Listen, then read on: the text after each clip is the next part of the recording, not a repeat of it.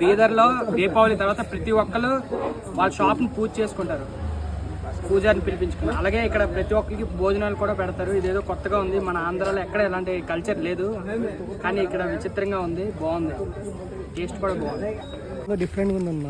బీదర్లో ఎక్కడ చూసినా ప్రతి షాప్ దగ్గర పూజ చేస్తున్నారు, కన్ఫామ్ గా చేస్తున్నారు పూజలు, ప్రతి షాప్ దగ్గర చేస్తున్నారు పూజలు, దేవుని పెట్టుకుంటున్నారు, పూజలు చేస్తున్నారు, 2-3 days అలంకరిస్తున్నారు పూలతో అంతా. क्या आपको पता है इधर बेदर में लक्ष्मी माता का?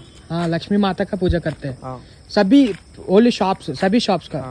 पैसा कमाने का रहता है और वो लक्ष्मी माता का वही रहता है। अच्छा अच्छा, बाय बाय बाय बाय।